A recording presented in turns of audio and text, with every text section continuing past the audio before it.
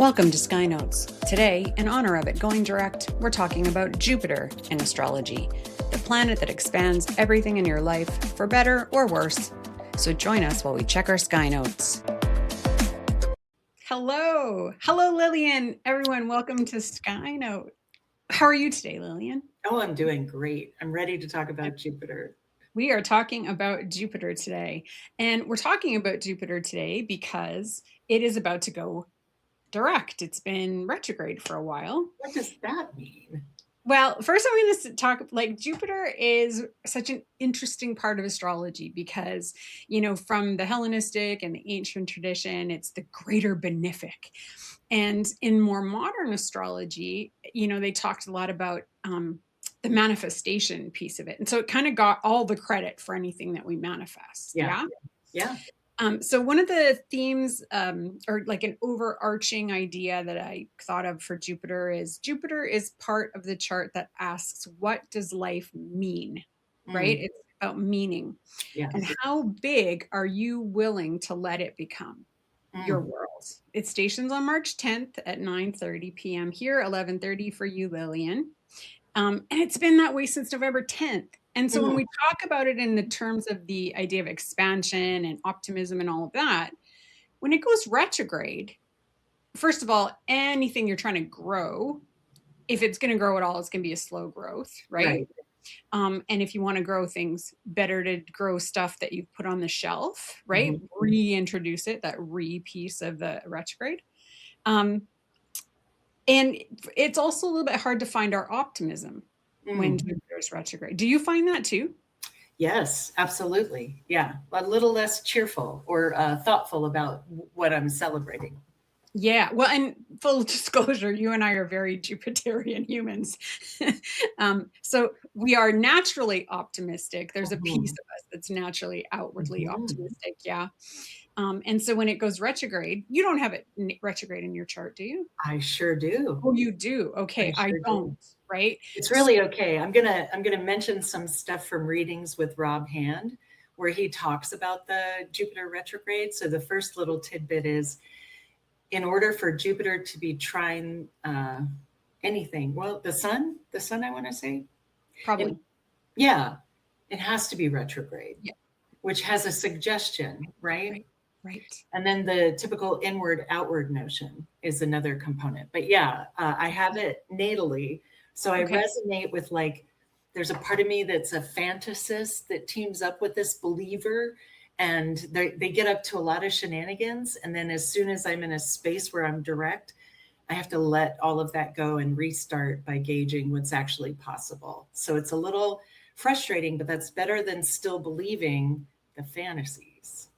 So let's talk about maybe just the themes, general themes, and the facts about Jupiter, right? In astrology.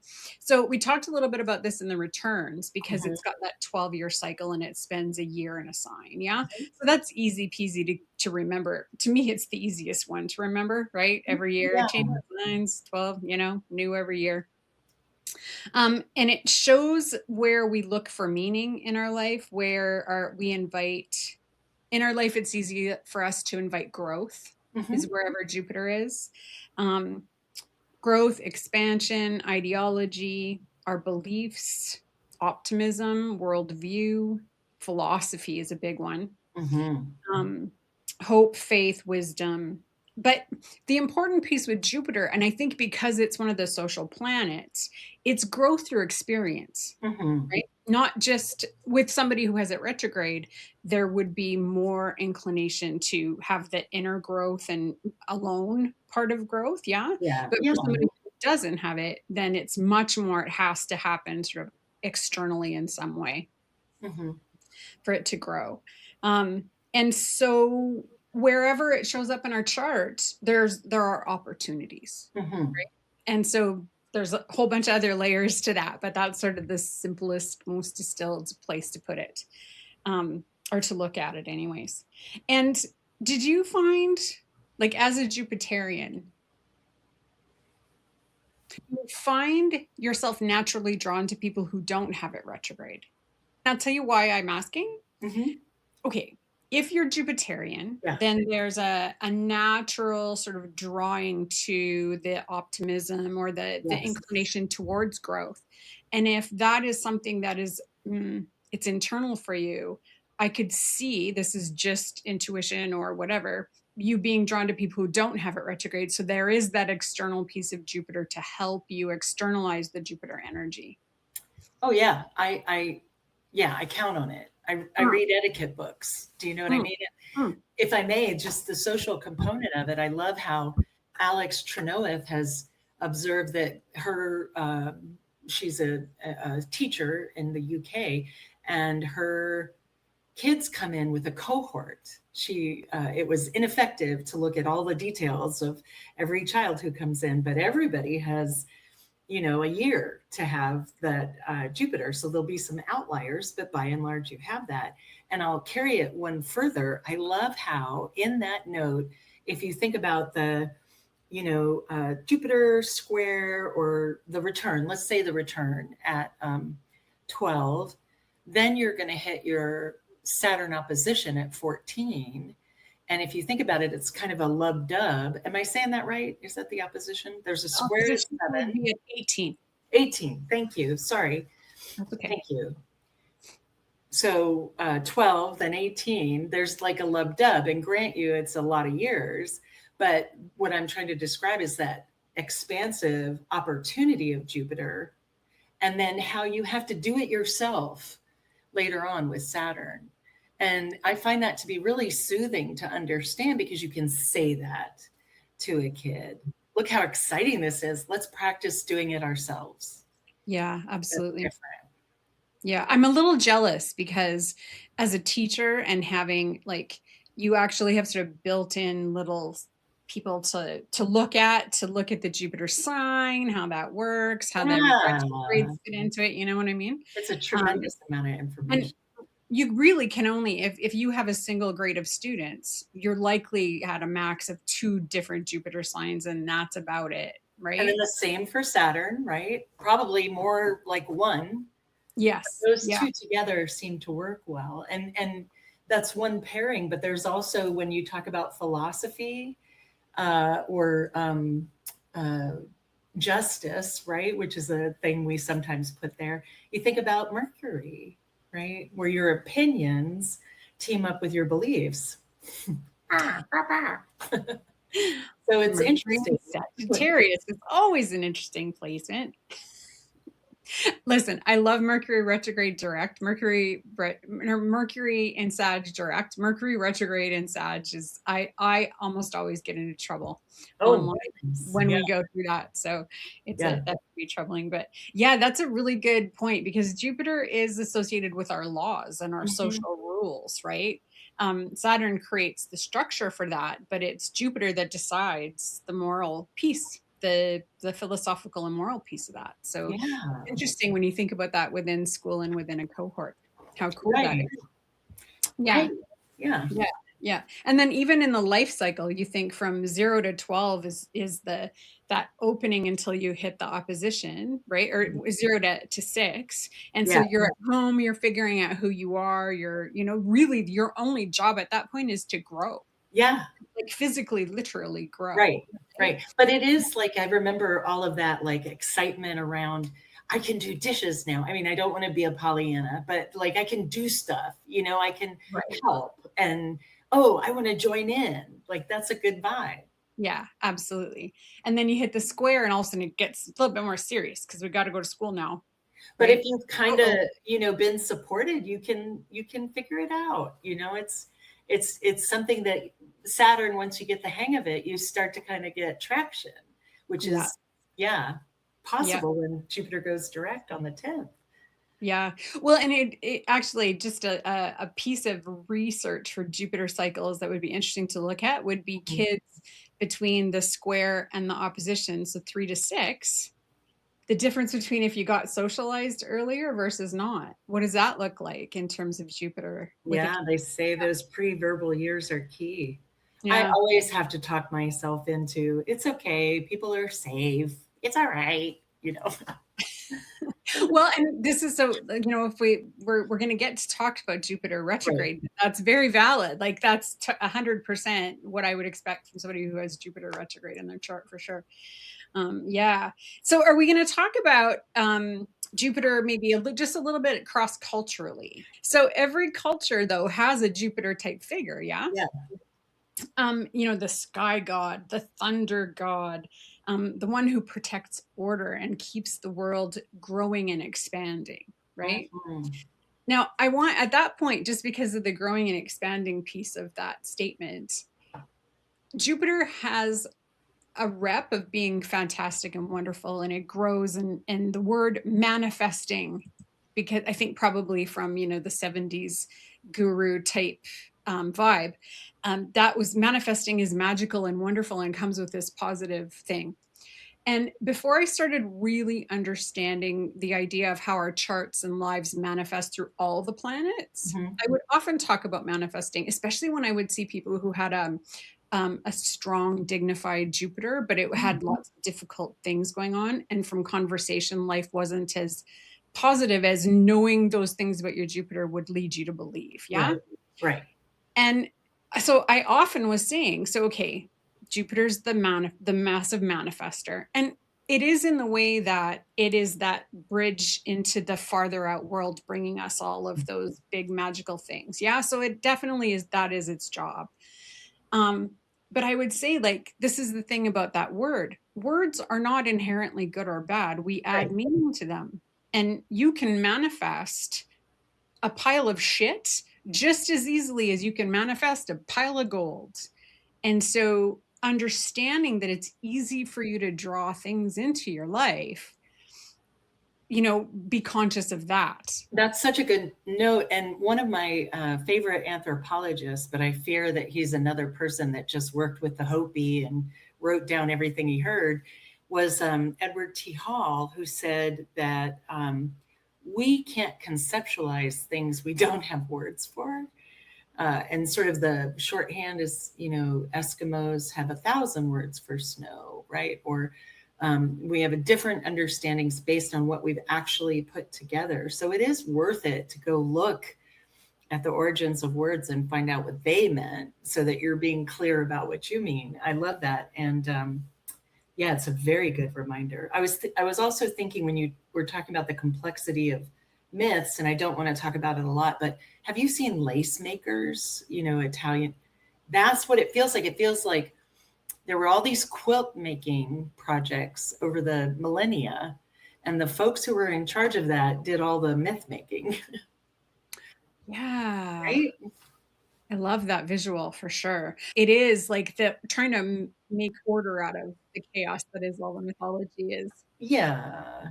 You either have the skill or you don't, and it's Yeah. not one of mine. That's different. Yeah. We got to talk about idealism just a hair. Right? For sure. Because Jupiter, here's the tricky thing about having really strong Jupiter is that you can be somebody there's no limits to what your imagination can create. And we celebrate that, but yeah, you have to come back to earth. Well, and just like any other word, like we were saying, optimism isn't necessarily positive if things don't live up to the expectations that surround your optimism. Yeah. Jupiter can be really tricky psychologically because, if the rest of the chart is not supporting the things that Jupiter can help you imagine. Yeah. Somebody on I think it was in a Facebook group this week posted something about, I know, it was on Threads, and she posted all the placements. If she could make her own chart, all of the placements that she wishes she had. And one of them was Venus in Pisces. Well, I'm working on a Venus lecture right now. Right. And talking about it through the signs and all these things. And I know enough people with that placement. And if it's Venus in Pisces and it's behind the sun, if it's an evening star, I wouldn't wish that placement on anybody because that is otherworldly dreams and hopes and things that you want. That you will feel like you need to get everyone else to manifest. And I mean, so it's Jupiter ruled in Pisces, right? That's the Right. connection. And the challenge is exalted often means you feel like you deserve it. Right. You know, Entitlement. Right. I try not to say that You're word. so smart. Thank you I for walked saying right it. into that. I try not to piss people off, but it's true. And I thought that for a long time, and I've heard other astrologers start to say it, so I'm feeling less judgy about it. But anyways, Well, there's a thing, right? Like I'll share. Sometimes I wonder if I'm autistic. Often I don't, but sometimes I do. And in one of them, I watched an influencer who's autistic. I think she was on the dating show for autistic folks. Super cute, really articulate. All these kind of like accessible traits in addition to really living in an autistic meat suit. And one of the things she said is autistic people want justice. And that would be great if they wanted justice for something relevant to justice. But often it's, I don't see this thing that I want, and you need to do it because that would be just. And I immediately was like, am I autistic? Because sometimes I get like wound up about things that have no relationship to anyone else.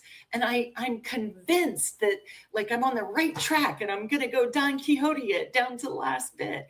And I know that that's a Jupiterian thing, but I wanted to share it from that neurodiversity perspective because the remediation's the same, right? No one ever has to do what you say or think to live in the world successfully in their meat suit. so true. Yes. And I love that you said justice, because I forgot to, that is a very important Jupiter word. Justice. Jupiter wants justice. And it doesn't matter which, like, Pisces wants justice, Sag wants justice. Those are things that people often forget about, especially Pisces. So I'm just going to finish my thought about the Oh, yeah. Venus in Pisces. Yeah, no problem. So the Pisces energy in general, and again, Jupiter ruled, is otherworldly, right? Mm-hmm. But then adding the behind the sun piece is always going to elevate that to something that's more, what's the word I want? Less grounded and much more spiritual or not of the earth. Yeah. So you mix entitlement and you mix extra optimism. And then you also add not of this world. And that placement, I would not wish it on my enemy, I you know? understand. I understand. And so Jupiter can have that effect, right? Jupiter can have that effect where we worry about, we think things can be better than they're not. Yeah. Um, and we forget the piece about, but there needs to be order, and we do need to, it's not Saturn work, but you still need to earn it. Like there's still the knowledge has to be there. Right. It's like all of the practice that you put into your skills, right? So you do acutonic, so you're figuring stuff out. I've seen you do it all the time related to sound. And I paint, so you cannot find me without some kind of color I'm thinking about or some pattern that I'm looking to explore. And those aren't visible. But I think those are sort of the Jupiter quality bar. That's kind of the thing I think of, right? You expand it a little beyond obligation and duty. And what do you get? Quality. So it's that yummy piece, that it does attach it to that Piscean, otherworldly quality kind of thing. I Yeah. also keep hearing in the back of my head say something about Mercury retrograde in Pisces being ruled by that Jupiter retrograde in Cancer. Say it, say it. Yes, it's so true right now. I mean, it's weird because I have it sitting right on my ascendant. I've had Yeah. it there almost all week. And again, so that Pisces energy from Jupiter, it's much more about ideas and imagination and the daydreaming aspect of Mercury. So trying to put things into words this week has been particularly challenging. But because it's on my ascendant and my north node, I can sense so much more. So it's really frustrating because I can't get it out of my mouth, which Mm, has been super fun. I'm with you. but Jupiter just it gives you so much. And that's that with that energy that you're talking about, that Mercury and Pisces, wherever you have that retrograde in your chart right now, you can draw that in, but do something with it because it's like it's a lot. It's so much stuff. It is a lot, and that might be it. If there's nothing you can do to change it, sometimes going, it's a lot. It's a lot. We see that. It's, It's a and Jupiter, no matter what, needs to express itself. There's lot. something like it's an outward energy, Perfect. right? It Yes. has to express. It's So no matter, social. It's yeah, between us. It happens between people. Even if, like me, I have that retrograde, you know, um, I still want to communicate with people. I still want to find them. And then I want them to scoot and get out of my queendom, so I can enjoy myself. do you enjoy it being spontaneous at all? Oh yeah, yeah, Oh, absolutely, okay. absolutely. I think I think we're talking about the fun part of it, right? Where it sits in the chart. So mine sits in the ninth house in Leo, right? It's trine the sun in Sagittarius, so it's ridiculously complementary. I don't think I've ever had something terrible happen to me where in a dream somebody made fun of it in a way that tickled me. I'll give you one short example. I broke up with this guy and it broke my heart. Oh, I hated it so much. I had a dream where he was on heroin. He was in a shower. It was terrifying. I was like, I don't know what's going on. And a great big hippo danced across my dream screen and was like, he doesn't even know what he lost. You're amazing. You're amazing. And I woke up laughing because I was like yoinked out of that experience. It was really harrowing, you know? That's beautiful. Yeah. And it feels like a tightrope because even with all that joy and fun and love, like I deeply, deeply love myself, it gets so confusing when I'm with other people, and in my family, what I learned, I don't think is useful, all the yelling and the, finger pointing and beyond that. So I have to learn new things. And even though I'm almost 60, I still have to learn from scratch all the time. And it is a joy. I think in some people's charts, mine's retrograde, you can advance it by progression, secondary progression, until you find it direct. And I think mine hits direct like 120 or something like that. So it will be eternally, inside. So it doesn't mean I can't relate to folks. It doesn't mean I don't like spontaneity. I love spontaneity. So the ninth house, that's one of the places where Jupiter's going to make you maybe a judge. You'll feel even more like a judge, an eternal student, traveler, world traveler. There's all kinds of stuff it can invoke in your chart. Right. And remind me, is your sun in the 12th? No, my son's in the first or second, depending on Porphyry or Placidus. Yeah, I just love that this when you explain that dream to me, because the very large creature was so obviously Jupiter going, you can't be sad. Well, and Jupiter ruling Pisces, it rules my Saturn in Pisces. That's conjunct my Chiron in Pisces. In the fifth, that's partile my Neptune in Scorpio. I know I'm getting into it. We don't need to. But, people with Jupiter in the first house, I always say, like, we want to see you bigger than life, right? Yeah. Natal Jupiter in the chart. So where Jupiter sits in your chart is where life will keep inviting you to grow. I like that description. Yeah.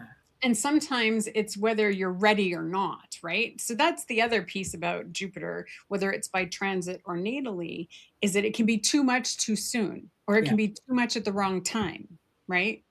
And so that's something to keep in mind, or it can be more than you can handle. And so anytime Jupiter is there, that's just something to keep in mind. So the little note that I made here is that the house it's in shows where personally experience growth, where you will personally experience growth. The sign it's in shows how you're going to pursue the meaning from that house and from that Jupiter. And then if Jupiter is ruling a house, so the houses that you have Sagittarius and Pisces on, shows where those Jupiterian qualities and beliefs, ideals, learning, expansion, influence another part of your life. So, because the topics of that house are going to be guided by Jupiter's agenda. And I thought that was I thought that was a nice succinct way to make that the undertone of what Jupiter can bring to the conversation too. And so some of the things to look for, in the natal piece is where we look for opportunity. And so by progression, if it changes houses, there's going to be a shift in that, right? Where confidence grows. So the house that Jupiter's in likely is one of the places where our confidence will shine through. We don't necessarily have to feel confident, right? Depending on, because that's going to come from what's aspecting the Jupiter and other things, but it is where we'll be seen as confident. Yeah. And where life wants us to learn, right? Not just expand, but also a lot of our learning will be in the house that Jupiter is in. It's where we can easily find enthusiasm, and likely there's talent associated with the house that Jupiter's in. And it's the area of life that tends to attract support the easiest. So that's the same for Venus, actually, where the benefics are is where we can get help easier. So something to think about. And before we move on, because we've talked all about Pisces in terms of Jupiter ruling it, but I don't want to let go that there's some Neptunian connection to Pisces too. Right. So for the people who use the modern rulerships, I don't want to acknowledge that. Yeah, for sure. But I definitely, if I'm looking at the Pisces, I'm going to consider Jupiter. And it's interesting because sometimes people with strong Pisces are more Neptunian and sometimes they're more Jupiterian. So it's going to be different from person to person sometimes. Jupiter is a teacher. Yes. Right. And so I had, that's something that hadn't stuck in my brain really. And then all of a sudden I was like, oh, of course, Alex would go look at that work in terms of being a teacher. Yes. There's other obvious connections to Jupiter in that way. Where Jupiter is in the chart often can be a place where you find yourself teaching. Yes. Right. You have lessons to learn, but you also have gifts to share in that place. Yeah. I really like that. Yeah. Yeah, for sure. And so natally, if it is retrograde, now this is how I understand it. I don't live with it. So I'm going to say what I would normally say, and you can contribute. You can tell me I'm totally wrong, because I might be. But when I look at Erin Sullivan, when she talks about Jupiter retrograde, one of the first points she makes is that you don't feel like you fit in with your cohort. And or your beliefs don't fit in with your cohort. It's so interesting because I would say, as a person who experiences it, there are people born 2 weeks ahead of me, 2 weeks behind me, who I have felt absolutely connected to. But there's also that sense of over time, how those relationships have changed. They're still critical relationships. They've impacted me tremendously, but over time, I've come to much younger people as a cohort, or different ages. So sometimes much older, right, from the elementary school perspective, not from the big old life perspective. So I would agree that there's a sense of disconnect from your cohort a little bit. Right. Interesting. Well, and it's when you consider it from because I went to Catholic school, right? And I don't have it retrograde, so that's not the connection here. But often schools are connected to our beliefs in somehow, right? Some way, right? Yeah. And so that's kind of interesting when you think about it from a retrograde and not fitting in point of view. Because I think about having kids who started school at a Catholic school with us who weren't Catholic, and had to become Catholic, right? Because that was part of it. Yeah.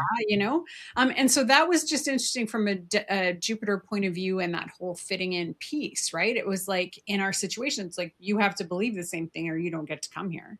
Wow. Yeah. And my mom sent us to public school because she didn't trust Catholic school to teach us about sort of the things we had to learn to get through life effectively. Right. Yeah, no, that's fair. we could talk the whole thing about Catholic. My Mars and Sagittarius in the ninth house. That's a wormhole of places we could go for We're sure. good. We're good. But I do like that the description of Jupiter retrograde being like this internal process of belief and a need to internally work through things before they can be elevated to an ideology or a belief or a philosophy. Right. I mean, I feel as though that allows for. I mean, if that's what it means, there are ways to. I want to think of how to say this. I mean, I have so much Sagittarius in my chart. I've talked about eureka, eureka, because there's that discovery of the truth over and over again. And that's a great idea in premise. But if you're always finding the truth, is everything unreal? No. So the ways that you get disillusioned as a Jupiter retrograde help you learn. So when I was in high school, or junior high and elementary school, we had a horrible set of cockroaches in our house. So I was humiliated all the time going to school because sometimes there'd be a bug on me or something. And so I didn't fit in for that reason, and then later I had like weird ideas about myself. So it is interesting. I wonder if that is, I would ask Alex if that's more identifiable when folks are younger, because it's kind of, you're all stuck in the same place. Those differences stand out. Curious about it. Well, and it's even, we were talking, a friend of ours has been a teacher for years and years. And instead of retiring, he's started subbing. So he gets to be all over the city, right? And outer area as well. But he's a public school teacher. Mm-hmm. And one of his last gigs was at a Muslim public school. And I'll be honest, I didn't realize that we had within our public system in Canada religious schools, because that is sort of counterintuitive to me. But I understand that people within a culture need a place to whatever. I don't know how to articulate that. In this case, the requirement is to not reject people if they're not a certain religion, and to follow ADA guidance and then other policies. Okay. So you can have a school that's religious as long as it's not a gate to entry. Oh, okay. But what it made me think about, like having him tell us some stories about teaching there and how it's quite different. And it makes sense to me in the sense that, from the Muslim perspective and their habits, and especially around their prayer and the schedule, it makes sense to me that you would need a school that could facilitate that. Mm-hmm. But what I also realized was, Jupiter ruling education, how do you keep religion out of it? Yeah. You're going to have to entertain belief, even if you don't believe it. Mm-hmm. So there's something in there. I think that's gorgeous, Yeah, absolutely. Yeah. It reminds me of the quote from Terry Pratchett that death makes.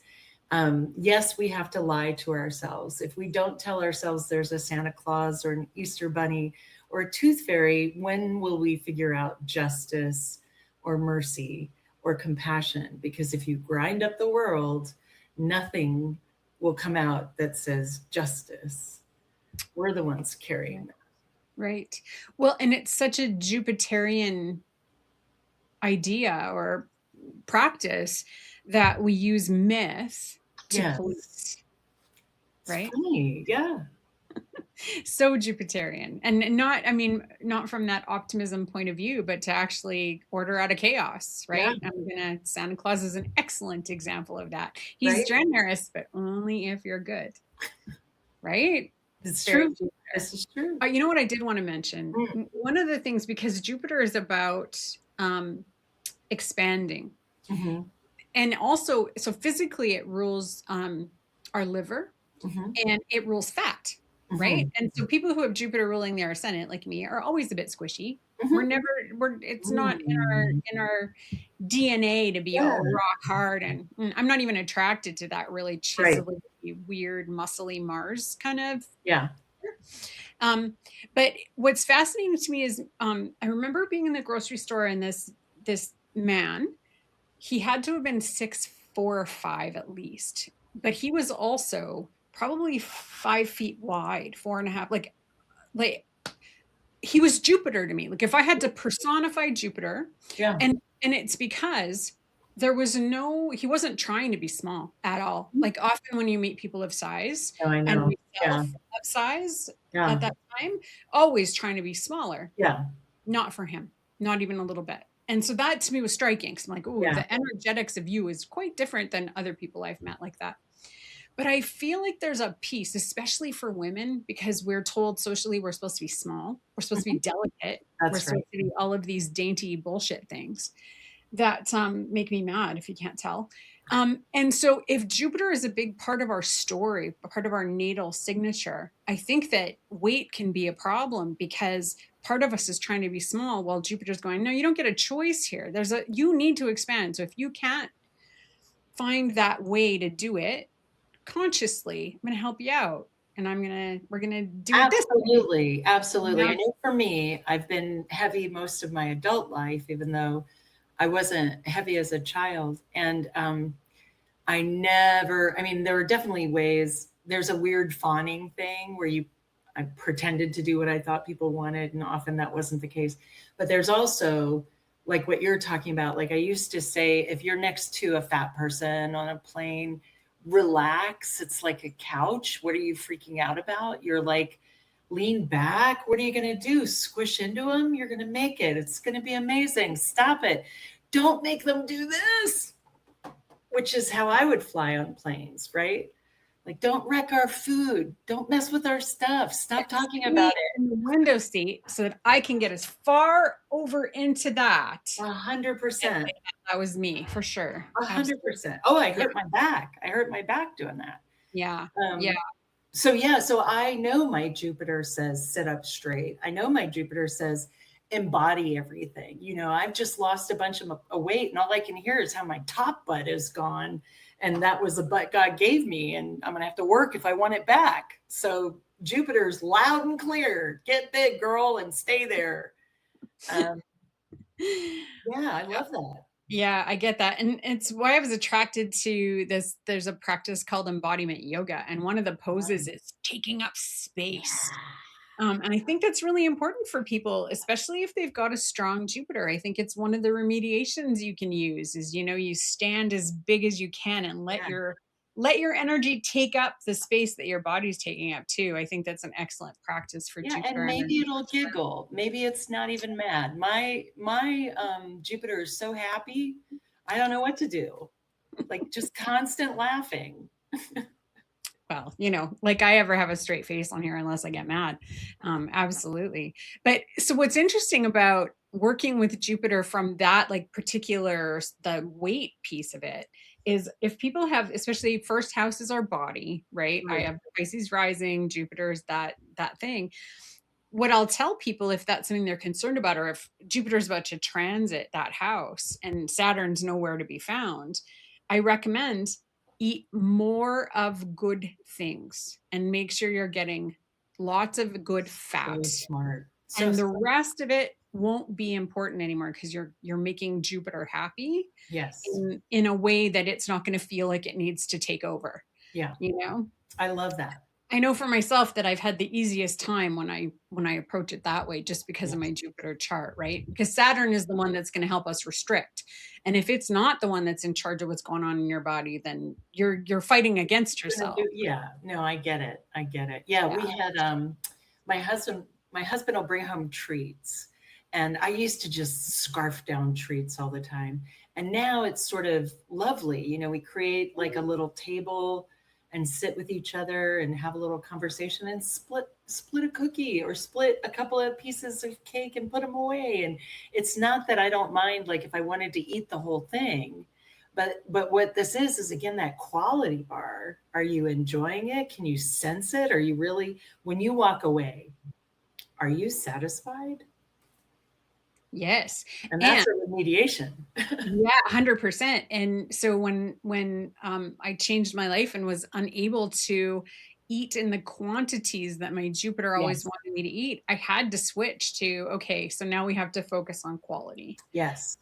And it has to be like it has to fill that Jupiter need, or Mm. I will make sure I get in the quantity no I'm matter with how I you. figure out, right? I will go get a milkshake anytime. Yeah, But that's my right. husband makes the most beautiful food. We get to eat beautiful food together, so I don't have to do that. Well, and that's a beautiful Jupiter thing, is because of that community piece, right? Sharing it, the Yes. generosity of Jupiter. I mean, that's Mhm. all Jupiter remediation right there. It's gorgeous. I Well, love it. and let's talk about that a little bit, because if we back up to the year and say, wow, this is a year for big change, and wow, this is a period of big change, and Jupiter's here. One of the things I love about Jupiter remediations, or the year in general, I'm going to say that I'd love to hear your take on Jupiter. I My husband cooks, does all this beautiful stuff. I just remade the dining room table. We've got a tablecloth, we've got placemats. There's nothing on it that shouldn't be on it. It's still comfortable, but I want to receive him. I want to receive the things that he does, and I want him to feel like that sense of, oh, I got to get out here. What's going on? Kind of vibe.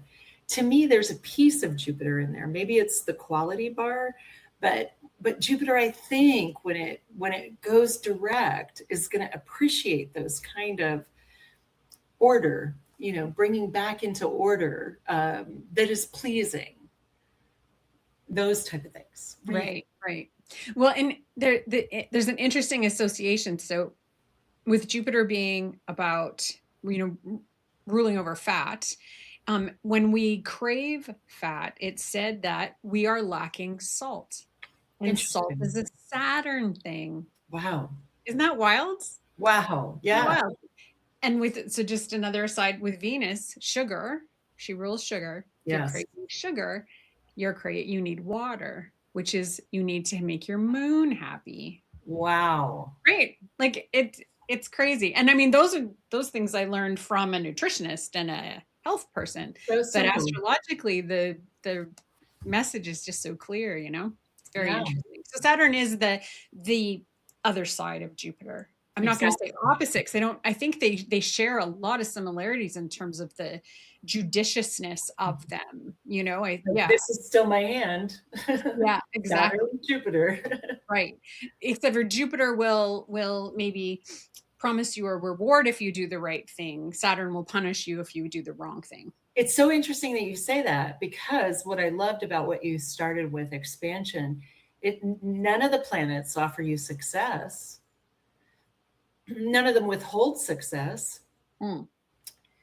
Jupiter, when you're in alignment with Jupiter, it is like hanging out with your rich uncle. I hate to say, and I say rich uncle, it could be rich aunt, but all of a sudden you're like, whoa, where'd that come from? What's this? What's this? And you got to figure out what to do, how to receive almost. And with Saturn, when you're in alignment, you have traction and your work moves forward. And there's all this yummy, yummy stuff, but neither Saturn nor Jupiter promise success. You have the opportunity to check in with that, right? Check in with that alignment. Especially for me, I'm heading to a Jupiter return when Jupiter goes into Leo in June. I think it's the 7th. And of course, we'll talk about that then. So I'm preparing by looking at when it's done that before, what I've been through and how I've reacted. Yeah. Well, and I actually just wanted to read this about Jupiter retrograde before we move too far away from it. Yeah. So when Jupiter goes retrograde, the search for meaning stops being about the outer world, and it becomes about your inner world. And so it's like, I like to describe it, usually when I write about Jupiter retrograde, I'm like, it's a chance for you to go, these are my beliefs and philosophies. Are they still relevant? Yes. Have things changed? As the world changes, have my beliefs and philosophies changed? So it's that checkpoint as well. And how it might feel is that external validation doesn't mean anything to you anymore.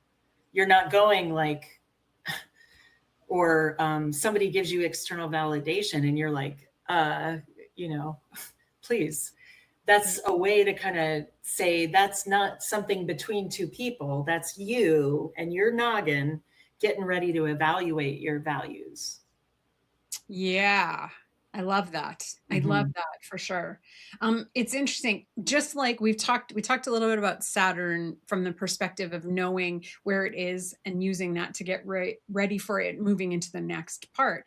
Jupiter's the same, Yes. right? It's like, okay, so it's in this house. It's not going to be there as long, but it's in this house now. Well, we want to, especially you want to get ready for the places where you want to grow and know ahead of time whether that's coming or not. And I'm going to share a bit of an idea that is going to be controversial about houses and transits. So I use Placidus house system, which is a house system that is like all of the house cusps are calculated. So well, 6 of them, and then the other side's the opposite. And so it's called a quadrant house system, right? And so it is timed. It is timed to the moment and the place where you're born. Whole sign house system is 0 on every house, and they're all 30 degrees, and that the Hellenistic group really likes to use that. And my chart changes completely from one to the next. Right. So it was very difficult to start looking at it from that whole sign. And there's been fights online. There's been all this other crap that's happened about this. That's why it's, confusing. But what I'm noticing, because I've always said, when I've seen a chart where the planets aren't in the same sign as what's on the house cusp, the sign they're in and the house they're in doesn't match what's on the cusp. I have never had somebody say, when I say, oh, you don't feel like you fit, right? Because who you are, that planet, isn't matching what the energy of the house has. So it's valid, and it's an important thing to know about somebody's chart. But what I'm starting to see, because I listened to Nathan Teo Nacker, I'm butchering his name, I'm sorry. But he spoke to this because he's learned all the different types of astrology, and he's been able to look at it across all these different house systems. What he notices is our whole sign or even equal house will kind of show us what we want. That's us. That's our chart. Now, if you're somebody whose chart changes dramatically in a quadrant house system, what you want and what the world is willing to give you are not matched. Wow. And I will tell you that from my experience and what I've seen with clients is true. Mm-hmm. So looking at both for when Jupiter is going to be in a house and whole sign versus what it's going to do in Placidus, often there's a delay, right? You're going to want it in the whole sign house, but you have to wait until it gets to the Placidus house, right? Or you're going to want it and you miss the opportunity if it shifts backwards, right? So knowing that is really, especially when it comes to Jupiter, because we're using it to gauge growth and opportunity and all of these things, it's really important to know the difference between those two things and plan around them. Use them to your benefit, right? Yeah. Not a judgment. I just feel like for those of us who live the farther north, you get the weirder your chart gets. Oh, yeah. Bjork's chart is outrageous. It really is. It looks really weird when you look at it just because everything's squished the way it is. But I'm telling you, that's my lived experience. Like when I talk about life and how life has happened to me, and it's in the Placidus chart, not in the whole sign chart. Yeah, unless you're a second generation or third generation astrologer and have somebody who guides you through it, you may come to it with questions. It may be those questions that we're describing astrologically that actually call you to the inquiry, right? Yeah, or even to study it. Yeah. Right. I mean, that is what drew me to want to study astrology was that mismatch in, what people were seeing, what people were offering was always totally different than, not totally different, but different to what I wanted, what I expected, what I hoped for, what I was working towards, Yeah. And to carry on with that. Yeah. And to carry on with that theme, for me, the more I've found, and I started studying when I was, I think I was 19 or something like that. But in truth, I started studying when I was in my 30s. And the further along I've gotten, the more relaxed I've gotten about letting go of when I'm wrong. Not at first. I mean, give me a minute. The more grace I've given other people, even if it's not obvious, the more concrete I feel about my values and beliefs, even as they may sometimes fracture or shift. It has been a custom life instead of a reactive one or one where I'm looking to other people to change. Right. Transit before we move away from that is whatever aspects transiting Jupiter makes is going to blow up, like it want to expand the energy of the planet it's making the aspect with. And so that in itself can be super tricky because, so I'm going to use Jupiter transiting your Mars as an example, like a person's Mars. And it doesn't really matter what the aspect is. Jupiter's going to pump up the volume on Mars, which is our activity and our drive, right? And one of the really tricky things to know about that is you can't gauge your energy level. It's the same with Jupiter to the sun, actually, because the sun is our vitality. In both cases, we don't have an off switch necessarily. We can't tell if we're burning ourselves out until it's done. That's interesting. Yeah, so it's a good piece, especially for somebody like who has health stuff. Yes. Knowing that, don't push yourself to the edge, because you'll likely pay for that once the transit is passed. Yeah, you have a jetpack, but that jetpack is going to also plug into you. Yeah. Careful. Right. And the trick is, boundaries, right? Understanding that you need to know where it is you want to be expanding to. Because it's really easy when all of a sudden, especially if you've had difficult Saturn things going on, or things aren't going the way you want them to be going, and all of a sudden Jupiter comes along and goes, you can have the world. And you go, excellent. And then all of a sudden, you've taken on 1,000 clients, and you've said yes to doing this, and you've said yes to doing that. That can screw you over almost worse than not having the opportunities handed to you, So knowing that those are the other side of that Jupiter expansion piece is really important. Very cool. So I would look at the first house and the sun to kind of gauge what's up, and then to see if there are any triggers as a person trying to help someone through this. Right. And also to the Mars, whatever Jupiter's doing to the Mars. Right. Yeah, for sure. Because that's the one that I've actually seen where people, the injuries, and especially sort of once it's passed, they've overdone it, right? And so the muscles that Mars rules, or the blood pressure that Mars rules, those things can get affected by, on a physical level, by that Jupiter going, keep going, we can do it, right? So it is a wonderful cheerleader, but that's one of the joys of aging, is that we do learn our limits and when to say, well, we try. Or how to go slower, because I do think over the years I've really tried to slow down, and that has helped me say, I'm going to stop here before I go too far and disengage. 100%. Yeah, absolutely. And so working with Jupiter. There's two ways. I mean, there's many ways you can work with Jupiter, but there's kind of two reasons. You're either wanting to up the opportunities, or sometimes you actually need to calm Jupiter down. Yes. Right? I love that. Yeah, because like the thing we talked about, weight, we talked about overindulgence can be a part of Jupiter. I mean, Jupiter wants to have a big party often, right? When you talk about gluttony and overindulgence and just enjoying life to the fullest, that's a Jupiter thing, right? Look at us, we're all excited. I also have Jupiter trine my Venus. Beautiful. In Sagittarius. I love it. I know doesn't my Venus and Leo kind of round out the whole party? Yeah, for sure. So one of exactly. So to consciously work with Jupiter energy, one of the best ways to work with it is simple. So learning something new is a very straightforward way to reconnect with Jupiter, and Jupiter rewards knowledge. Teaching or mentoring something is a wonderful way to work with Jupiter. Studying any kind of philosophy or wisdom traditions, great ways to work with Jupiter. Acts of generosity, so that planetary charity that we've talked about before. But anything, and I find that really interesting from when we talk about religion and that whole passing the plate around and the tithing principle, like that's all very Jupiterian, and that is planetary charity. Yes. Can you believe it? Let's tell those religious people that they're doing astrology. Oh, that's fun. That'll be our new mission, going church to church. I can't wait.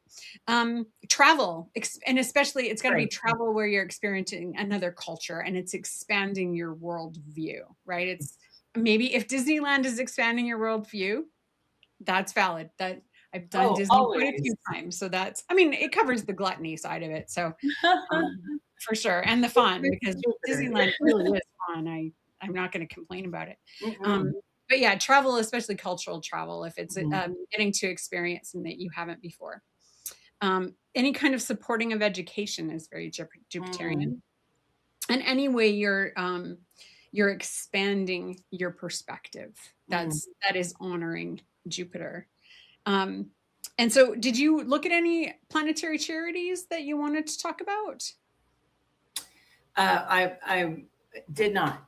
Okay. Sorry. So, I mean, the one that jumped out at me was the Malala Fund. The Beautiful. That's yeah, so beautiful. she funds education for girls, and then also there's the first book. They provide books for kids to learn to read and things like that.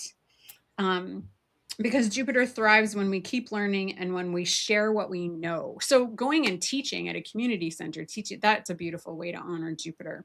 That's gorgeous. I will say, my husband does this thing on Saturdays where he goes to Bike Durham and they hand out bikes to kids for free.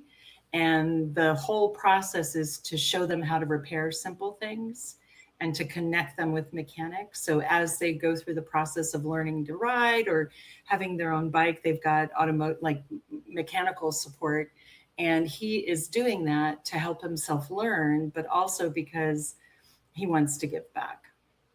I love that. That's Yeah. beautiful. That's beautiful. Well, and so the things that I would want people to take away from this is Jupiter is wonderful, but it needs boundaries. Yes. We can be too generous. We Yes. can to the point of martyring. Oh, That's where yeah. the Pisces little Or piece of even more simply, to the point of not hitting the mark. oh yeah, absolutely. And also, I mean, I know we people assume that being generous and giving is always going to be received on the other end. Harmless. Yeah. No, No. no, no. Take it from me. I have people in my life who like to just give me things because it's Yeah. easy for them, not because I need it or it's a real Right. actual gift. So Which is the that's truth, not right? generosity. Yeah. The charity works when you care and you give away something of quality, Yes. Yes. It has especially in to this be for Jupiter. 100%. Yeah, that's absolutely true. So what I did do because Jupiter is like it's associated with citrine or any of those growth stones. Beautiful. Lapis lazuli is also the Yes. more spiritual side of Jupiter. So I Yeah. put together a handout that has I love it. some stones, some essential oils, some practices. And once this goes up as a video as opposed to a live, I'll add a link for people to go and grab that. Especially, Jupiter is it's still exalted in Cancer. And once Right. it moves direct, everybody just sort of take a deep breath Yeah. because life already feels like it's moving quickly. Once Jupiter is direct again, I mean, do you find that when Jupiter goes by transit, when it goes direct, that all of a sudden life seems There's like accelerate? opportunities show up. Yeah, things kind of speed up. Yes. Yeah. So It's that's different happening. from Mercury because Mercury is when information shows up. You find out what people had been talking about, and Yes. Jupiter has a different angle on it. Also, I find, and I don't know if it's from like the magician card and the alchemy imagery, but I also feel like when Mercury is retrograde, all those balls are up in the air. Yes, And when it goes direct, all of a sudden they fall and you kind of see where they land, I like that. you know?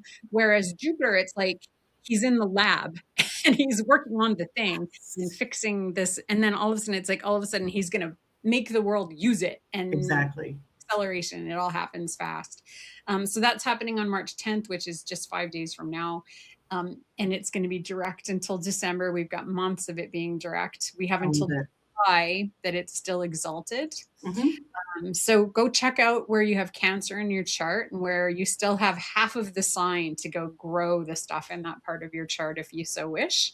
I also on that handout added if your Jupiter needs to be contained, maybe you're too generous or you give too much of yourself, or perhaps you're in traditional Chinese medicine, there's an association with fire and the Jupiter energy. Mm. if there's too much, you're loud and you use a lot of hand gestures and you laugh inappropriately. I know. I'm like, yeah, you laugh inappropriately and overly optimistic. Yeah. So there are actually treatments to calm your Jupiter down. So I love that. I'll take a look at that when you put it in. Stones that they reinforce and strengthen Saturn, which helps keep Jupiter in line. Nice. So I included those as well. Nice. We started out going, we're not in a good enough mood to talk about No, that's so funny. I think that was Jupiter. Me too.